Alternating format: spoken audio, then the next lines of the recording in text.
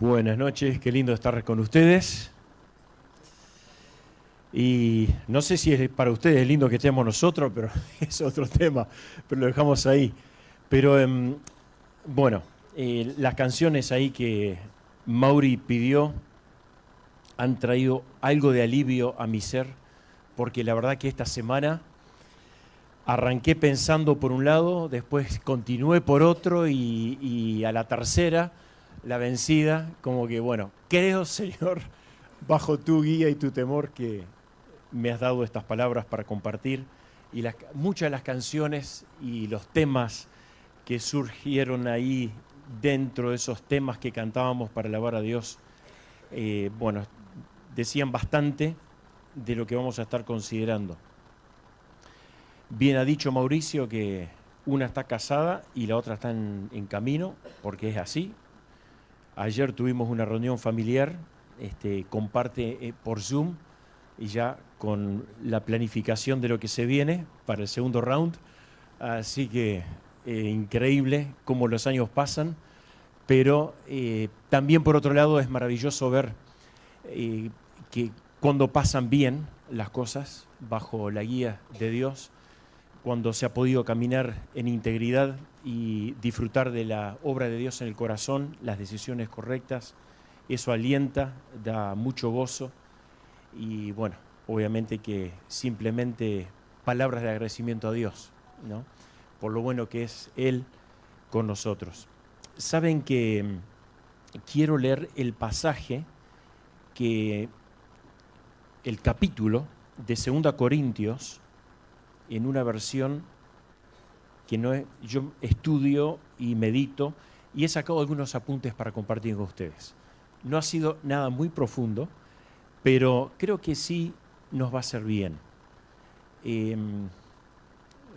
Es palabra de Dios y a mí me ha hecho mucho bien considerar los versículos de 2 Corintios capítulo 2. Si tienen su propia versión allí, lo voy a estar leyendo en la Nueva Traducción Viviente.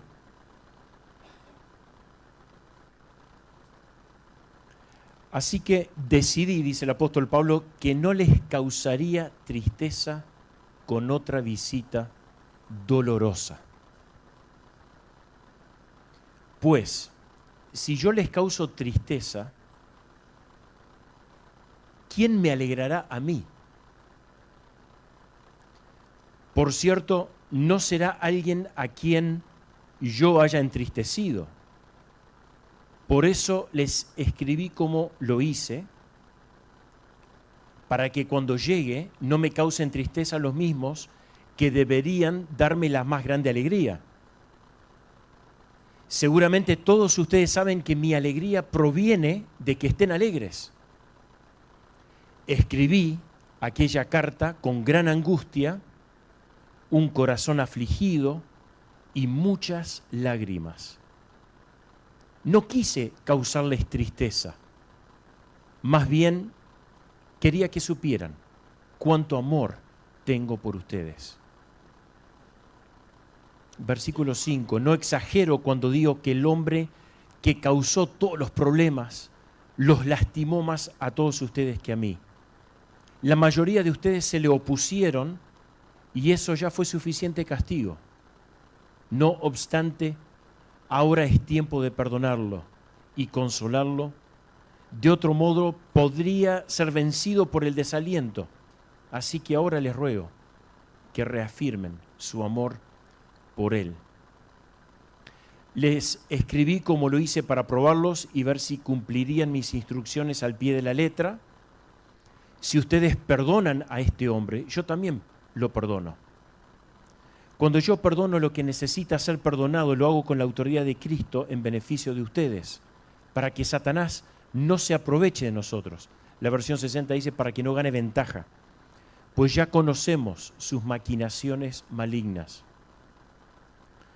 Cuando llegué a la ciudad de Troas para predicar la buena noticia de Cristo, el Señor me abrió una puerta de oportunidad, pero no sentía paz. porque mi querido hermano Tito todavía no había llegado con un informe de ustedes.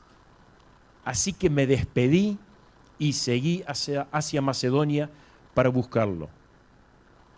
Así que, gracias a Dios. Y la verdad que me gusta en estos versículos leerlo en la versión 60. Acá hago un cambio. Porque lo aprendí así de niño y me apasiona, me cautiva. Más a Dios gracias, el cual nos lleva siempre en triunfo en Cristo Jesús. Y por medio de nosotros manifiesta en todo lugar el olor de su conocimiento. Porque para Dios somos grato olor de Cristo en los que se salvan y en los que se pierden. A estos ciertamente olor de muerte para muerte y a aquellos olor de vida para vida. Y para estas cosas, ¿quién es suficiente? Pues no somos como muchos que medran falsificando la palabra de Dios, sino que con sinceridad, como de parte de Dios y delante de Dios, hablamos en Cristo. Bueno, los primeros versículos que leímos, cuando los leía en esta semana y los consideraba, la palabra que venía a mi mente era tristeza. Era tristeza. Pablo explica que la razón por la que no fue a Corinto, aquí como había planeado, era que no quería causarles tristeza. La tristeza que iba a seguir inevitablemente a una reprensión por su parte que tal vez iba a ser muy severa. Y eso lo leímos en el versículo 1, el versículo 2 y el versículo 3. Las palabras que él dice allí en la versión 60, decidí no ir otra vez a vosotros con tristeza, parecen indicar que ya había habido una visita anterior que había sido con mucha tristeza, ¿verdad? Y había sido penosa. Y esa primera visita que está registrada en Hechos capítulo 18, y no lo vamos a leer, pero esta visita que Pablo estaba considerando seguramente era una intermedia que puede estar indicada en 2 Corintios capítulo 12, en este mismo libro, pero tampoco lo podemos corroborar fehacientemente. Y el versículo 4, por la mucha tribulación y angustia del corazón os escribí con muchas lágrimas, no para que fueseis contristados, sino para que supieseis cuán grande es el amor que les tengo. Y en ese versículo tenemos un buen atisbo del corazón de un gran pastor, Pablo, el apóstol Pablo, un hombre que sentía profundamente el amor por esos hermanos, que no era artificial, no era plástico, era genuino, era muy honesto, que lo había llevado hasta las mismas lágrimas. Era un amor tan cariñoso, tan profundo, tan de Cristo, que él cuando lo escribe probablemente ya estaba llorando y derramando sus lágrimas cuando lo hacía. Pablo se sentía profundamente apenado por el hecho de que se había tolerado pecado en esta iglesia, en la iglesia de Corinto, y ellos no debían interpretar que esta carta era un intento de herirles los sentimientos nuevamente sacando este tema, sino más bien, como él decía en la última parte del versículo 4, una prueba de mi amor por ustedes. Y después en versículos 5, 6 hasta el 11, el apóstol allí se refiere de una manera más directa al incidente que había causado esta dificultad con este hombre. Pero abro paréntesis allí porque creo que merece, en primer lugar, hacerlo, porque da la impresión de que hay una extrema gracia que emplea el apóstol Pablo cuando aborda este tema en esta segunda carta. Ni una vez nombra la ofensa y tampoco nombra al culpable. La expresión "si alguno me ha causado tristeza" puede referirse al incestuoso de la primera carta, que lo encontramos en el capítulo 5, o algún otro problema que haya habido allí en la asamblea, sabemos que la iglesia de Corinto tuvo muchos problemas. Entonces, por lo que leemos en la primera carta. Entonces Pablo no lo consideraba como una ofensa personal contra sí mismo, y él lo dice y lo leíamos, sino que había causado tristeza a toda la iglesia, a toda la comunidad. ¿Cómo afecta el pecado, verdad? ¿Cómo afecta el chusmerío a la iglesia? ¿Cómo afecta a la iglesia la falta de perdón? Cuando hay relaciones de chispazos que se van dando, que está bien que pensemos diferente, pero claro, cuando esos chispazos llevan a batallas y a opiniones encontradas, y cuando nuestras actitudes comienzan a cambiar y empieza a haber resentimiento, rencor, y no hay perdón, ¿cómo afecta a la iglesia? Obviamente que el Espíritu Santo no puede obrar con esas cosas por detrás. Claro, el pecado afecta. Pero el apóstol Pablo en el versículo 10 dice, al que ustedes perdonen, yo también lo voy a perdonar. Ya lo he perdonado, dice Pablo más bien. No solamente que lo voy a perdonar, sino que ya he perdonado a ese hermano. Y si algo he perdonado, en el versículo 10 leemos, por vosotros lo he hecho en presencia de ¿quién? De Cristo. Porque Cristo es el máximo testigo, es la cabeza de la iglesia. Es el que conoce lo más profundo de tu corazón y mi corazón. Y ante Él no podemos guardar o disimular nada en lo absoluto. Y es tremendamente profundo lo que dice el apóstol Pablo aquí. Porque ¿quién es el astuto? ¿Quién es el que se aprovecha de las situaciones cuando no están bien entre los hermanos de una congregación? Es el diablo, ese es Satanás. Para que Satanás no gane ventaja, lo leíamos en el texto, que no gane ventaja alguna sobre nosotros, pues no ignoramos sus maquinaciones. Así como hay peligro para una asamblea local si no adopta medidas de disciplina cuando son necesarias, también hay peligro en no ejercer el perdón cuando alguien se ha arrepentido y no le perdonamos y lo restauramos. Y Dios va a sacar el diablo va a sacar ventaja de cualquiera de esas dos situaciones. Por eso que el apóstol Pablo dice, ojo, porque Satanás, versículo 11, está siempre listo para meterse en una situación como esta con mucha astucia. En el primer caso que mencionábamos, va a arruinar el testimonio de una asamblea por medio de la tolerancia de un pecado que hay que poner en disciplina. Pero en el segundo caso, abrumará a la persona arrepentida con un excesivo dolor cuando ve que los hermanos no le perdonan y no están dispuestos a restaurarle. Si Satanás no puede destruir por la inmoralidad, lo va a intentar por el dolor abrumador que sigue el arrepentimiento, pero donde no se le puede perdonar y restaurar. ¿Qué palabras? A esta tristeza que veo que como que agobiaba el apóstol Pablo por todas las situaciones que habían habido, por esa primer carta tan dura que él había tenido que escribir a esta iglesia, a esa tristeza hay que agregarle lo que leíamos en el versículo 12 y 13. Cuando llegué a Troas para predicar el Evangelio de Cristo, aunque se me abrió puerta en el Señor, no tuve reposo en mi espíritu, no tenía paz. Pero por no haber hallado a mi hermano, ¿quién? A mi hermano Tito, un colaborador. Así, despidiéndome de ellos, partí para Macedonia. Bueno, ¿qué le sucedió en este importante momento del ministerio del apóstol Pablo? Otra tristeza.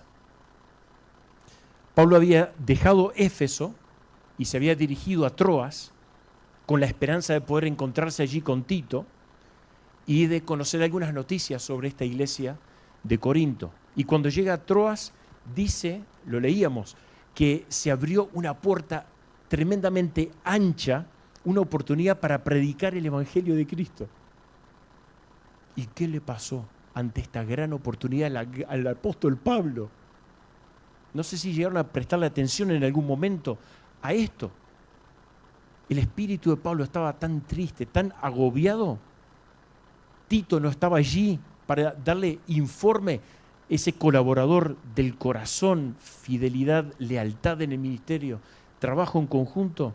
La carga de la iglesia se agolpaba sobre Pablo y encima Tito no había llegado. ¿Debería quedarse en Troas para predicar el Evangelio de Cristo, esas puertas que se habían abierto? Uno diría, claro que sí. Es lo más lógico pensar. Cuando Dios abre puertas, ¿es para qué? Para que podamos ingresar y llevar a cabo el plan que Él tiene. ¿Debería seguir su camino hacia Macedonia? Y no sé. ¿Pero qué hizo el apóstol Pablo? Emprendió camino. Que el apóstol Pablo, en esa tristeza que tenía en su alma, dejara las puertas abiertas y siguiera su camino, me habla de que Pablo era como vos y yo.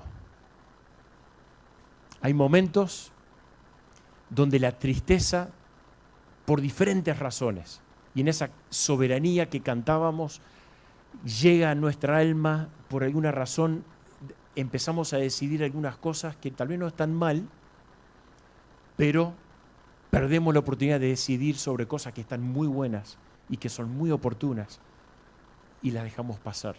Al apóstol Pablo le pasó.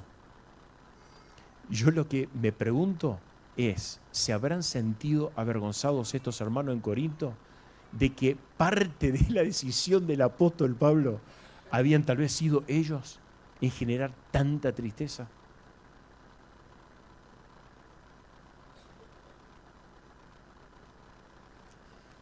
Pueden sacar su conclusión. Pero ¿saben qué? Una de las cosas que aprendí de estos textos en esta semana, mientras sacaba algunos apuntes, era que la tristeza, el agobio en el alma que sentía el apóstol Pablo, lo llevó a un lado. Versículo 14, creo. Sí, versículo 14. Lo llevó a Cristo.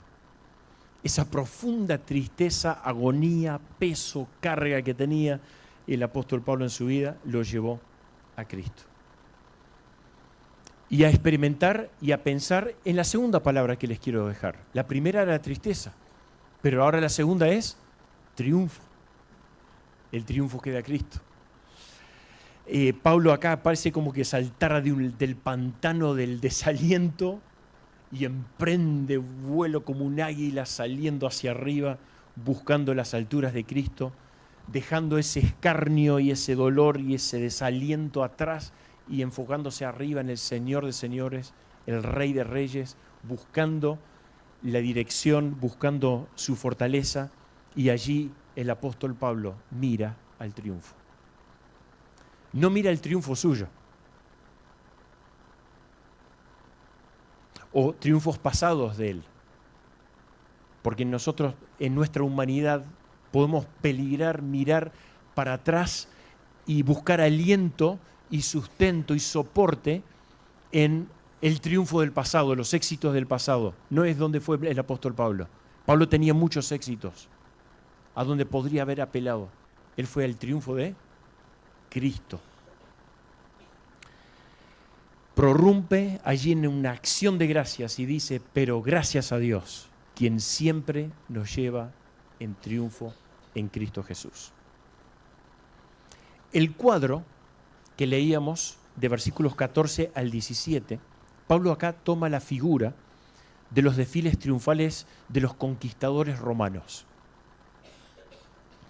Cuando un general victorioso regresaba a la batalla, Roma le hacía un desfile público, no muy diferente a lo que algunos desfiles que podemos encontrar de hoy. Yo sé, tal vez uno de los últimos que recordamos fue cuando Uruguay llegó en el 2010 y bueno, allí en la platea era un festejo, parecía que éramos campeones del mundo, éramos cuartos, pero bueno, estábamos ahí en la gloria. Bueno, es tipo así, algo así. Este desfile estaba repleto en los tiempos romanos de pompa, gloria, y se quemaba una gran cantidad de incienso en esos desfiles, homenajeando a aquellas personas que habían conquistado.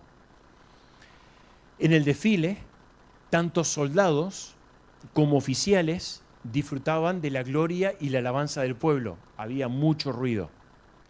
Pero también estaban los esclavos ahí, que entraban en ese desfile. También estaban aquellos que eran los derrotados. Y también ellos eran parte de ese olor, de ese incienso que se quemaba. Pero ellos iban a terminar en el circo romano luchando con las bestias para saber que en esa lucha con las bestias ellos no iban a ganar, que iban a morir. Entonces ese olor de incienso para los que habían ganado la victoria era olor de vida para unos, pero ese mismo olor de incienso era olor de muerte para los esclavos y para otros. Y de esto habla el apóstol Pablo en estos versículos. Al oler los victoriosos el incienso, inhalaban el aroma de vida y de gozo, pero los cautivos, ese incienso era un recordatorio de la muerte que se le estaba por aproximar. Y saben que Pablo utiliza esta figura muy linda del desfile para hablar del desfile cristiano. Y Pablo lo describe. Jesucristo es el victorioso, ¿sí? Es el triunfante. Y aquellos que han depositado su fe en Jesucristo son los que entran triunfantes por las puertas, oliendo ese incienso, un dulce aroma de Cristo, dice allí el apóstol Pablo. Sin embargo, ese olor de incienso para los creyentes, que era una procesión donde estaba llena del poder del Espíritu, donde había victoria, donde había triunfo, donde había vida, también para los demás, los que no eran de Cristo, dice Pablo, los que no son de Cristo, es olor de muerte. Se dirigen a la condenación eterna, significa muerte. Y yo te quiero preguntar hoy, pues no te conozco, ¿está tu alma preparada cuando la muerte física del cuerpo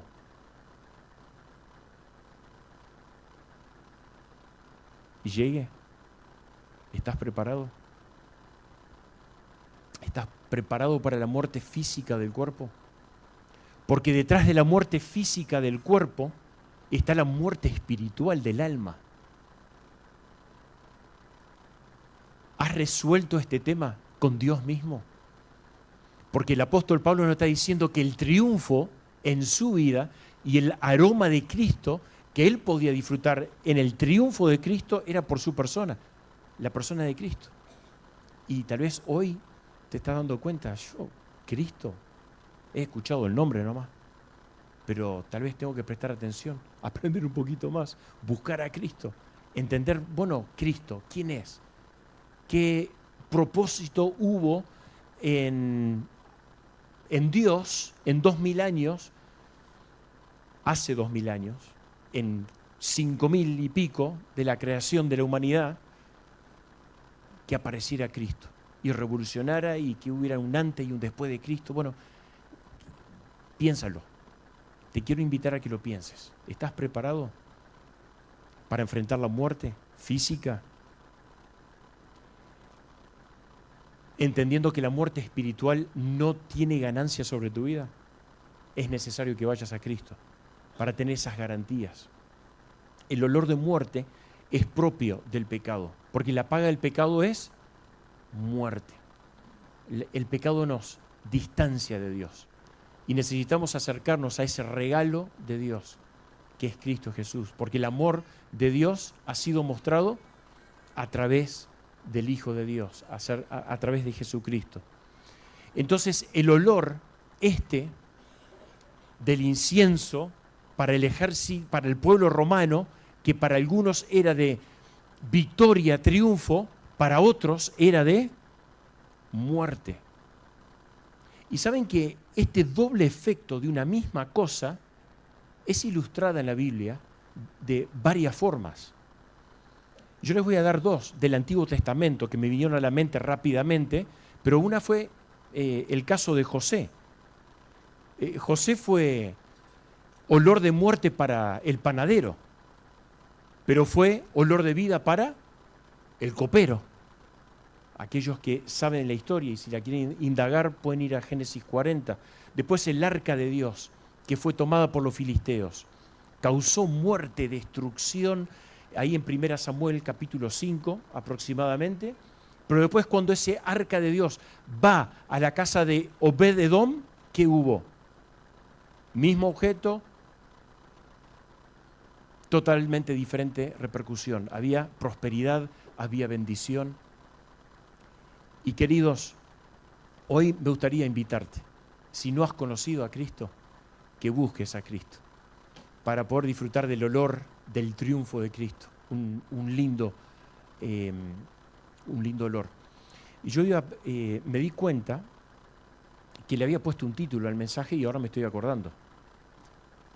Bien, como les dije, entré a sacar apuntes acá y allá y ver qué podía compartir de este pasaje rápidamente hoy con ustedes. Y claro, en parte de eso ni puse el título. Pero el título, ¿saben cuál es? Cuando vengo a Manga sé que tengo que poner un título porque Abel pone título. Y en alguna clase de homilética él lo recomendaba, de lo que recuerdo. ¿Saben? Era una pregunta. ¿Hueles bien? ¿Hueles bien? Bueno, yo me bañé antes de venir, me puse desodorante, pero eso es algo superficial y externo. La pregunta que cada uno de nosotros tenemos que hacernos y también aquellos que hemos confiado en Jesucristo como nuestro Salvador es, ¿huelo yo bien? Andrés, ¿huelo bien?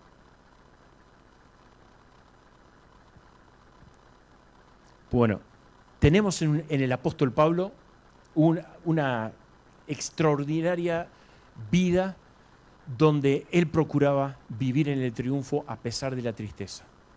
No fue fácil.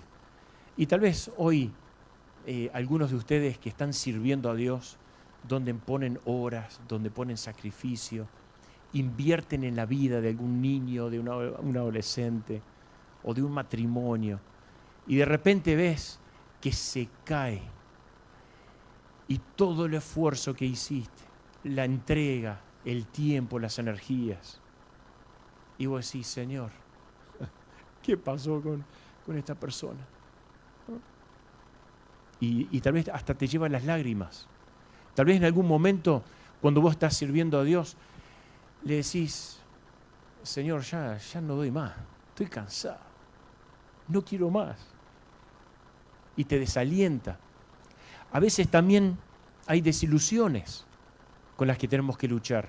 Entonces la tristeza es parte. Y no es una tristeza, la que estamos hablando aquí en el contexto de este pasaje, no es una tristeza generada por cosas que nosotros a veces tenemos control, sobre las que tenemos control. Tampoco son tristezas las que estamos hablando aquí de las decisiones mal tomadas que nosotros hemos hecho y que nos hacen sufrir consecuencias. Son tristezas reales, palpables, donde vos, como Pablo, con amor, con entrega, sacrificio, te has brindado para bendecir el nombre de Dios a través de Cristo, honrándole a Él, y te encontrás con algunas personas que, bueno, te han lastimado, han dado la espalda a Cristo, no han reaccionado bien a la corrección, han ofendido, han hecho mucho daño a otros, etcétera, etcétera, etcétera. Tristeza. Esto es lo que estaba pasando Pablo. Y tal vez vos estás pasando por alguna situación donde tenés tristeza. Pero bueno, allí el apóstol Pablo nos ha enseñado a versículos 14, 15 y 16 a salir de ese pantano mirando ¿a quién? A Cristo y el triunfo de Cristo. Y el versículo 17 quisiera terminar compartiendo con ustedes.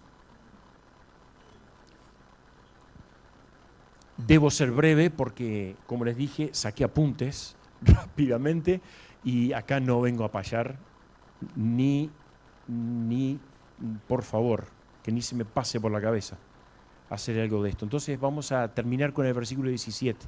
Vamos a ser concretos. Porque hay una tercera palabra y aprecio esto del apóstol Pablo: transparencia. La relación entre el versículo 17 y el 16, el anterior que acabamos de leer y considerar, se ve mejor respondiendo a la siguiente pregunta: ¿quién es suficiente? ¿Quién está capacitado?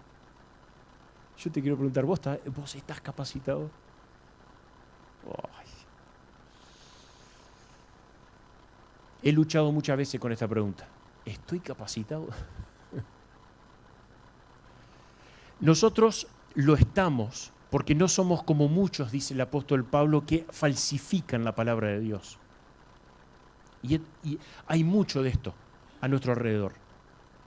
Falsos maestros que enseñan barbaridades que no están en el Evangelio de Cristo. El término muchos aquí se refiere, en el contexto del apóstol Pablo, a maestros judaizantes, ¿sí? Que estaban distorsionando. No quisiera decir que todas las intenciones de ellos fueran extremadamente malignas y perversas, simplemente venían de un contexto y de una educación que les llevaba a mantenerse en un molde y no a salir de ahí. Pero sí ya habían tenido suficiente tiempo para aprender lo de Cristo, la gracia de Cristo, y a través de los apóstoles. Y bueno, y el apóstol Pablo dice, tampoco eran todos que andaban falsificando la palabra de Dios, eran muchos, ¿sí? No eran todos, pero eran muchos, y había que tener cuidado. Y Pablo dice, medran falsificando. Y esta es una palabra empleada para aquellos que adulteraban el vino, que le echaban un poquito de agua, ¿sí? O alguna otra sustancia, no sé, arsenio, bueno, yo qué sé. No, pienso que no. Si querían que siguiera viviendo, agua por lo menos. Lo falsificaban, ¿sí? Y esa es la expresión. Y a menudo consistía en añadir cosas al Evangelio, ¿sí? Añadir pequeñas cosas que podrían no parecer tan malas. Entonces Pablo pasa a describir con 4 expresiones cómo era su ministerio en el versículo 17. Con sinceridad, en primer lugar. Esto significa transparencia. Su ministerio era sincero, era franco, no habían trucos acá. Tampoco habían evasivas. Cuando habían cosas que había que tomar el sartén por el mango, el apóstol Pablo lo hacía. Él se mantenía íntegro. Es más, si ustedes leen todo el libro de 2 Corintios, la epístola, yo le pondría una palabra para describir esta epístola: integridad. Integridad. Lean esta semana, si les apetece descubrirlo, 2 Corintios, y van a ver integridad a lo largo de toda la carta, a tal punto que el apóstol Pablo tuvo que hacer algo bastante desagradable en los capítulos posteriores, que fue defender su ministerio y defender esa integridad. Fue tremendo. Qué cosa tan desagradable tener que hacer eso, pero lo tuvo que hacer. Con sinceridad. O sea, acá sé que hay algunos que han trabajado en las quintas, no veo sí, Pablo trabajó con los cajones. Y bueno, y a veces, ¿qué pasa? Esto de medran falsificando me hacía pensar en los cajones donde ponemos la fruta media no tan buena abajo y la buena arriba, para que se vea lindo. Bueno, no había nada de esto. No había nada en el fondo oculto. Pablo dice, con sinceridad ha sido nuestro ministerio. Pero después dice, de parte de Dios. O sea, Pablo está diciendo, Dios ha sido la fuente de todo mi servicio, de todo mi ministerio. Dios mismo. ha sido el que ha originado en mí, el que me ha empujado para hacer las cosas que he hecho para bendición de ustedes. Pero después dice, la tercera, delante de Dios. O sea, Pablo está diciendo, he venido sirviendo a Dios consciente de que Él ve cada palabra que yo digo, cada actitud que yo demuestro, cada acción que llevo a cabo. No me estoy haciendo chancho rengo. O sea, lo he venido haciendo delante de Dios. Y la cuarta característica del ministerio, hablamos en Cristo. Bueno, hablaba obviamente en el nombre de Cristo, con la autoridad de Cristo y como portavoz de Cristo, ¿sí? Este es el mejor, creo que una de las mejores compendios y resúmenes de la vida del apóstol Pablo. Este mismo libro, Epístola, tiene algunos otros pasajes que hablan mucho de la vida del apóstol Pablo. Pero si leemos en el capítulo 3, avanzamos un poquito, lo cito nada más, versículos 4 y 5, Pablo continúa afirmando y diciendo, tal confianza tenemos mediante Cristo, hablando de esta transparencia, y para con Dios, no que seamos competentes por nosotros mismos para pensar algo como de nosotros mismos, sino que nuestra competencia proviene de Dios.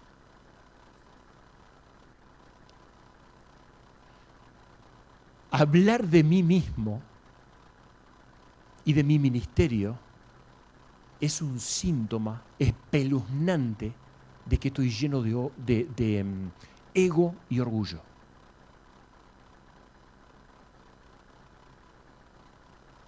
El apóstol Pablo dice, yo no soy competente por mí mismo, soy competente por Cristo.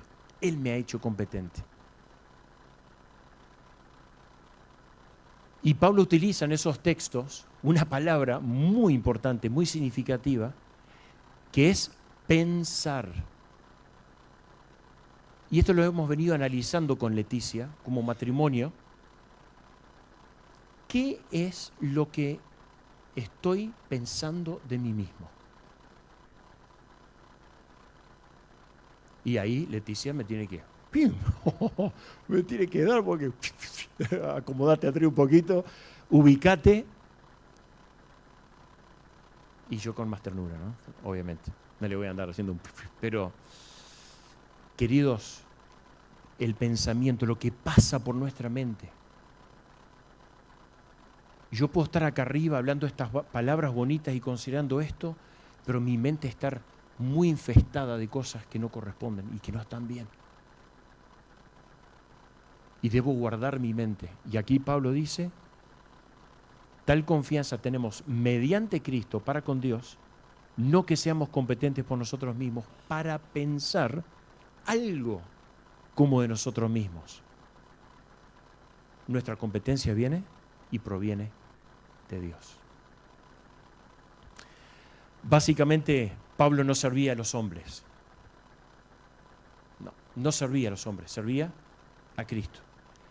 Y cuando ese enfoque lo tienes claro, cuando sirves a Cristo, vas a amar al prójimo, como el segundo gran mandamiento, ama a tu Dios y ama a tu prójimo, y a través de ese amor genuino y que proviene de Dios, viene la competencia para llevar a cabo lo que Dios tiene, la capacitación de Dios para lo que Dios tiene para tu vida, y va a empezar a bendecir a otros.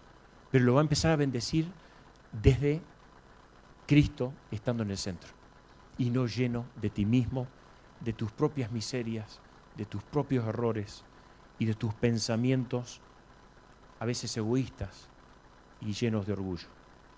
Eso fue una reprensión, hermanos. Pero para mí.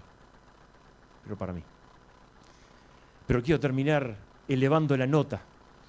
Comenzamos con tristeza y viendo la tristeza del apóstol Pablo, que era una realidad que le afectó tanto que en un momento ni siquiera pudo predicar el Evangelio. el gran evangelista, siguió de largo a Macedonia y dejó Troas atrás.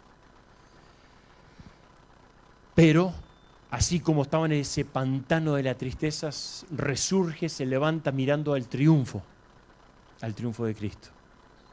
Para terminar con un broche de oro, hablando de la transparencia suya en el ministerio y hacia ellos.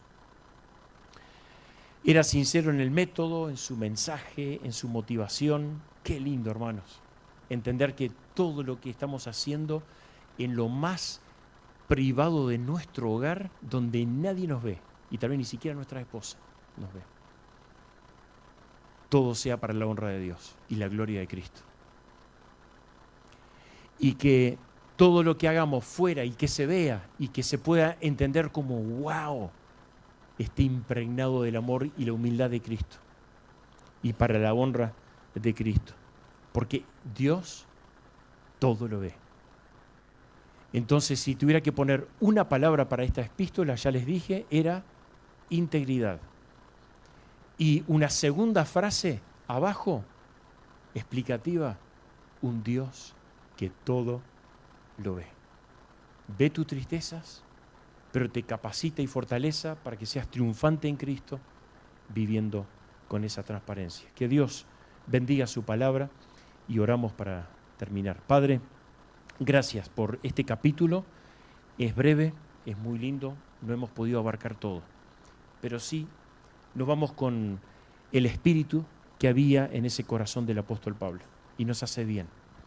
También nos hace bien ubicarnos donde tenemos que realmente estar ubicados, entendiendo que el triunfo no es ese exitismo provocado por nosotros o por el entorno o por las situaciones que nos rodean, sino todo lo contrario, porque la competencia nuestra proviene de ti mismo. Y gracias porque ese triunfo lo podemos vivir aún en medio de las tristezas que pueden estar agobiando nuestra alma. Y gracias te damos también porque delante de ti es que podemos realizar todo con transparencia, lo podemos hacer con honestidad, con un corazón íntegro, sabiendo y entendiendo que tú todo lo ves. Gracias, Padre, por amarnos, por tu fidelidad, por levantarnos y otorgarnos un propósito claro en nuestra vida. Ayúdanos a como iglesia a vivir y palpitar esto con realidad e intensidad. Lo pedimos en el nombre de Cristo Jesús. Amén.